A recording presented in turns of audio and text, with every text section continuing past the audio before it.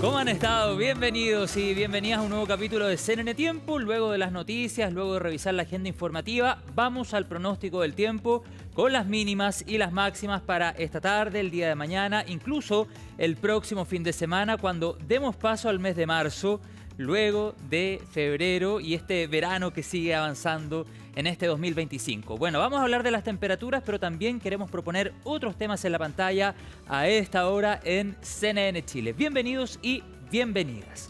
Bueno, vamos a comenzar el programa de esta tarde hablando de nuestra legislación medioambiental a propósito de diferentes faltas o delitos, vamos a especificar el concepto, que muchas personas en medio del verano pueden cometer a nuestra naturaleza. Veíamos el otro día un video de unas turistas lavándose el pelo, champú mediante, en las 7 tazas. ¿Es eso un delito?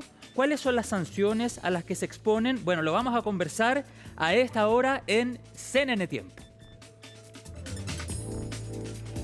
Y lo vamos a hacer con Guillermo García, él es socio de GDS Abogados y director de la Fundación Mayines. Guillermo, abogado, ¿cómo está? Bienvenido.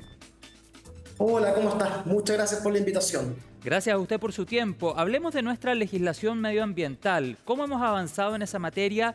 ¿Es lo suficientemente específica, Guillermo?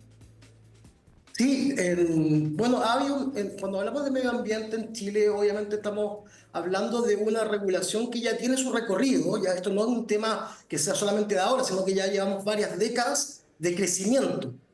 Lo primero es señalar que tenemos la Ley de Bases General del Medio Ambiente desde el año 94, y es algo que ha ido avanzando obviamente en estas décadas. Y al día de hoy, específicamente cuando hablamos de áreas protegidas, de parques nacionales, reservas nacionales y figuras que se dedican a la preservación de ciertos ecosistemas específicos, estamos en un momento muy clave y fundamental, porque el 2023 se aprobó una ley que crea el Servicio de Biodiversidad y Áreas Protegidas, que básicamente sienta un nuevo estándar y una nueva regulación para todas estas áreas de interés. Entonces, efectivamente había un camino largo, un camino que yo creo que ha tenido un desarrollo súper interesante, y es un tema que ya tiene un contenido específico muy relevante.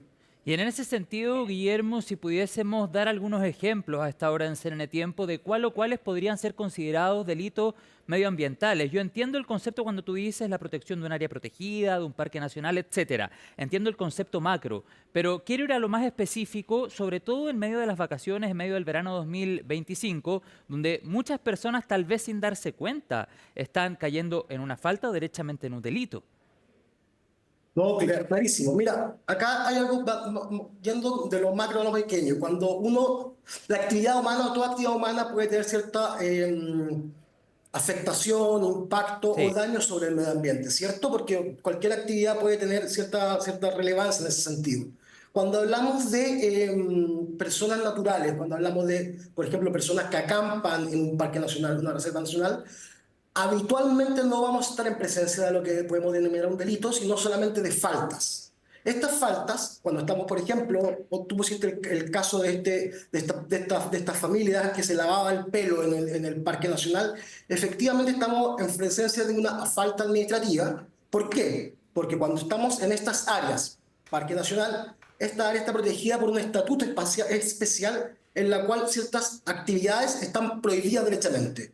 Una de ellas, por ejemplo, es introducir sustancias que sean ajenas a la realidad Un de champú, esa por área ejemplo. en cuerpos de agua. Por ejemplo, un champú. Eso puede ser productos químicos que puede llegar a afectar el río o el lago en que se están bañando, y eso es una falta. También sería, por ejemplo, obviamente, ir a cortar plantas o ir a recolectar especies vegetales que no tienen por qué salir de ahí, porque estamos justamente en presencia de una área protegida. Esas son faltas que tienen conocimiento al día de ¿O hoy traer piedras de un parque de los nacional juzgados de también? policía local, y pueden ser denunciados a través de la CONAF. ¿Y traer piedras de un parque nacional también? También, básicamente los parques nacionales son áreas en las cuales se protegen ciertos elementos más allá de un estándar común, y por ejemplo, llevarse tierra, que es algo muy común, que es algo que uno diría, ¿qué afectación puede llegar a tener? Bueno, está protegida la tierra y el humus, la tierra de hoja y todo, eso uno no puede llegar y llevárselo, porque el área está protegida por un motivo específico y eso hay que preservarlo. A mí me tocó ver una vez en el aeropuerto de Rapa Nui, Guillermo, como unos turistas extranjeros se llevaban piedras, probablemente de alguno de los parajes de la también denominada Isla de Pascua, y rápidamente fueron detectadas, tuvieron que devolverlas. Ahora bien, no sé si hubo una amonestación mediante. ¿Se exponen a sanciones las personas, por ejemplo, que caen en estas faltas? Y si es así, ¿qué tipo de sanciones estamos hablando? Sí, se exponen las sanciones. Acá, al día de hoy, las sanciones que establece la regulación son altas para una persona natural, porque pueden llegar hasta los 10, 11 millones de pesos, que son 150 UTM, y esta es una multa que establece un juzgado de policía local. Lo que hay que tener en consideración es que cuando se implemente completamente el servicio de biodiversidad y áreas protegidas, que es esta ley que se aprobó en 2023, que les comentaba al comienzo, las multas se amplían brutalmente y pueden llegar hasta las 15.000 unidades tributarias anuales, que son algo así como 15 millones de dólares. Obviamente eso no es para casos de personas naturales que hagan cosas puntuales, no, para casos ya que haya un beneficio económico por parte de empresas y afectaciones significativas por parte de grandes compañías en áreas protegidas. Entiendo. Y cuando hablamos de pena de cárcel, ya hablamos derechamente, Guillermo, de delitos, ¿verdad? Y en ese sentido, ¿qué tipo de delitos medioambientales para que también hagamos la diferencia entre las faltas que ya nos explicaste?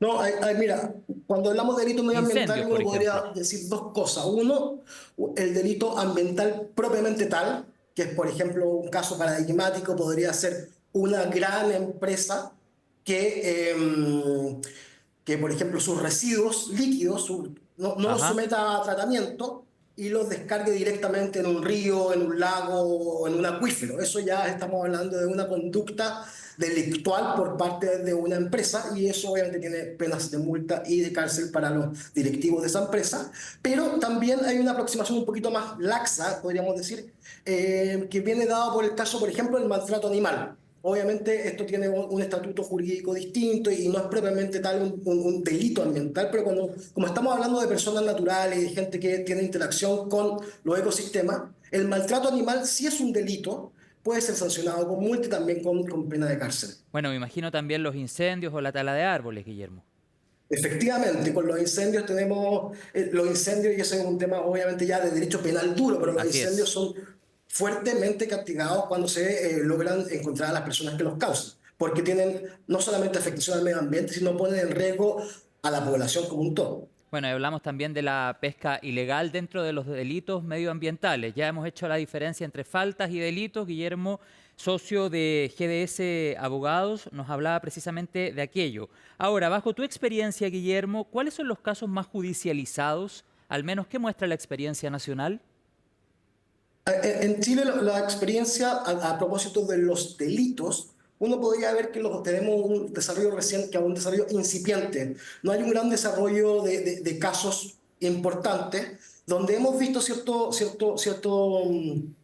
desarrollo un poquito más profundo, tiene que ver con la actividad empresarial, por ejemplo, a propósito de afectación del medio marino.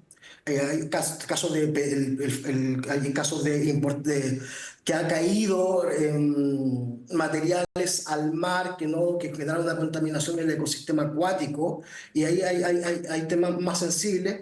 También se ha discutido esto a propósito de contaminación de humedales y yo te diría, al día de hoy lo que más vemos tiene que ver con contaminación de aguas. En la zona y acá es una precisión nada más, cuando hablamos de un delito, obviamente estamos hablando de una persona o empresa que causa, y está muy claro que hay una causalidad directa con una afectación que además tiene significancia jurídica de delito. Entiendo. Pero hay una figura que se parece, pero que no es lo mismo, que es el daño ambiental.